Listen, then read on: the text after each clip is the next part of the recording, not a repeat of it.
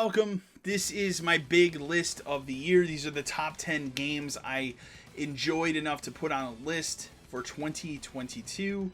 It is 2023 at the time of recording this video. I always take an extra month just to catch up, make sure there's nothing outstanding that I've missed before I make my list.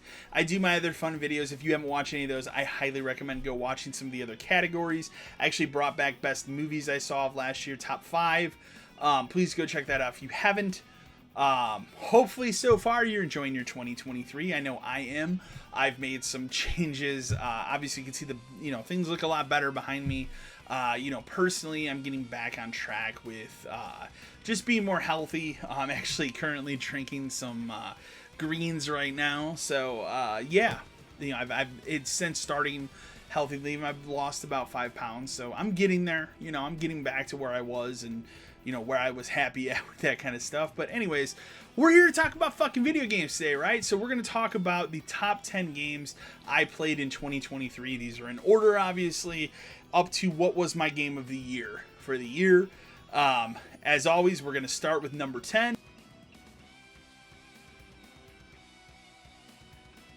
Number 10 on this list is actually my Game of the Year 2013 sequel, which we waited a long time for, and that is Rogue Legacy 2. Rogue Legacy 2 is just a fantastic sequel. It improves upon virtually everything you know about the original game. Here in the sequel, it's great. They added some great new classes. Highly worth your time. I wish I had spent more time with it in 2022, but I just had a lot of other games going on, so I didn't get a chance to get to it as much as maybe I would have liked. So that is my pick for number 10.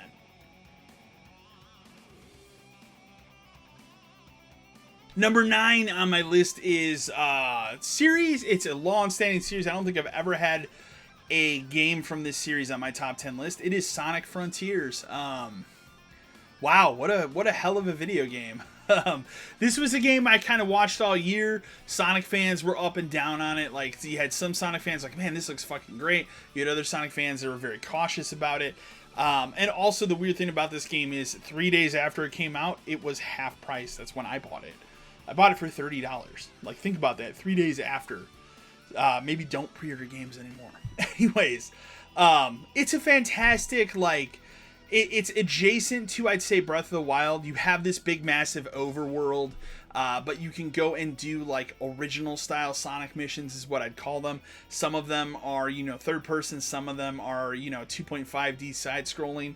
And the music is outstanding. You have this almost Breath of the Wild orchestral score on the overworld, and then you have almost what I would call Sonic Adventure style music for the different levels that you do. And there's different mission objectives and stuff you have to unlock in the overworld map. It controls fantastic. A little wonky at first, but once you get the hang of it, you know exactly what's going on.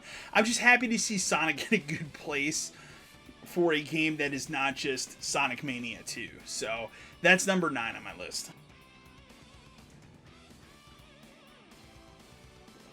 Number 8 on my list is going to be a recent game I played too. It is Police Simulator Patrol Officers, and it's exactly what you think it is. You take the role of a beat cop, and you kind of work your way up from just doing beats on the street to all the way up to riding in a squad car and pulling cars over for speeding, taking care of accidents, and that kind of thing. I've loved these simulator games recently because they all are pretty good in their own right. There's another simulator game that came out this year that's a little bit higher on my list, but there's other ones I want to try. Like, there's the firefighter one. There's a gas station simulator. There's a bunch, and they all just seem kind of fun and stupid. Police Simulator, it's fantastic fun. It is co-op. You can play with a buddy, and you and your buddy can kind of police the streets. It's just a really fun time and a different and unique kind of game. That was number 8 on my list.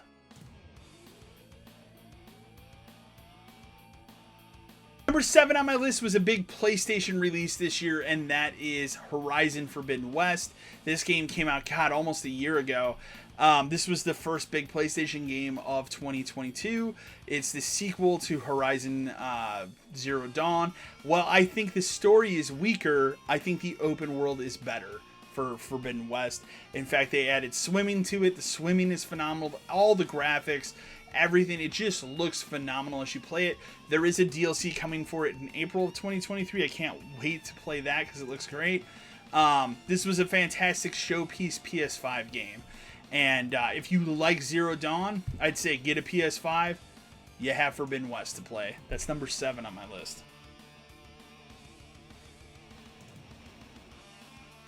Number 6 on my list is another simulator game. It's one of the biggest simulator games of the year. It was on Game Pass, so I think that helped it a lot. That is Power Wash Simulator. It was the most relaxing game I played this year. It was so relaxing. There were many times it actually put me to sleep. Like, I actually fell asleep playing the game because it is so fucking relaxing. I'll tell you this, like the month of July when it came out, this was the game, like every day I would get done with work, I would cook dinner, you know, on nights that my girlfriend's working, she works nights, she would go to work, I'd literally play this until I fell asleep, and that's how I relaxed, and it was just such a relaxing experience. Like, I don't know of a better way to describe it. Sometimes you just want to play a game where you can turn your brain off, and Power Wash Simulator was that game for me in 2022.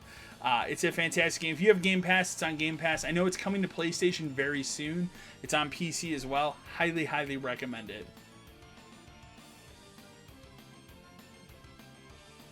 Number 5 on my list is the other big PlayStation release of 2022, and that is God of War Ragnarok.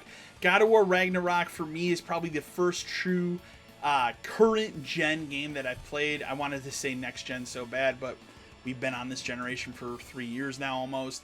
God of War Ragnarok looks incredible. It's one of the most stunning games visually that I have played. This game's biggest fault is that I feel the story kind of dips at about the midway point, and it does recover, but that dip part is really, really long. And because of that, I marked it down lower than I would have the original game. I do think the original game is better story-wise, but this game mechanically is better. And it does end up at a good place. It gets me excited for the sequel. This should have been a shoo-in for my game of the year, and I was surprised that it wasn't because of the story, but it's number 5 on my list.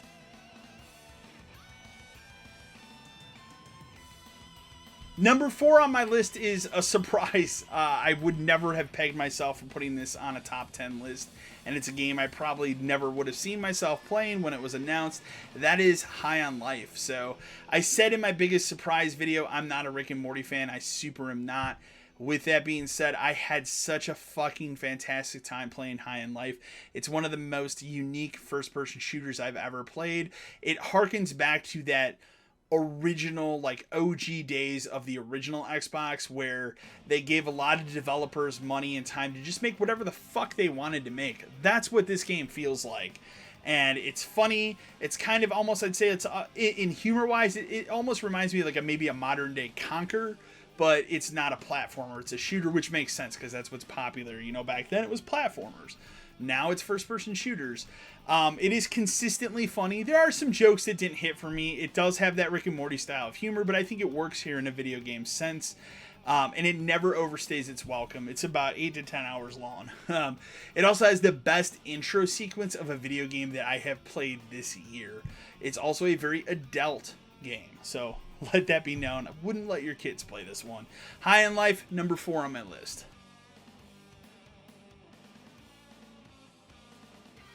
Number 3 on my list is going to be the other biggest surprise of the year, and that is, of course, Arcade Paradise. I've talked at length about this game. It's just such a fantastic simulator game, running your own arcade in the 90s, early 90s specifically. It brings all that nostalgia back. It has a fantastic story, and just even doing the menial tasks around just was a fun and a joy to play. Number 2 on my list is probably the game that you would expect to be Game of the Year for me. It's on pretty much everybody's Game of the Year list. It was probably the biggest game of this year, and it's the game that most people talked about this year. That is, of course, Elden Ring.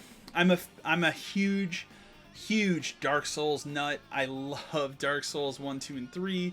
I love Bloodborne. I love that Demon Souls remake. Obviously, original Demon Souls.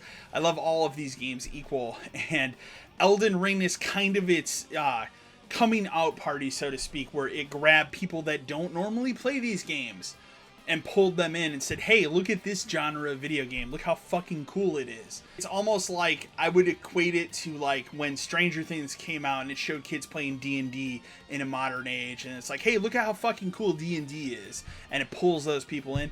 Elden Ring did that for the Dark Souls type games. This is basically a marriage of your typical Dark Souls type game with something like Breath of the Wild in terms of openness. Like, this is a huge open world you can explore, but again, it's fucking Dark Souls, and it's gonna fucking kick your ass, and it will very, very much, and time again. There's some tremendously challenging bosses. The first boss you fight in particular, really fucking challenging, you know, and I think that's also what I was looking for. I was mentally prepared for this game when it came out. This game took me almost 2 months to get through. There's so much to do. And again, that's, you know, with me working a 40-hour a week job, you know, it's not like I just have all day to sit here and play a game, but it took a while, and I enjoyed every minute of it. I think I put, oh gosh, when that PlayStation thing came out this year, it showed your time. I put in about 98 hours into Elden Ring, and it's just a fantastic experience through and through. It was originally my number one, but there's one game that stuck with me all year, and that is my number one game of the year.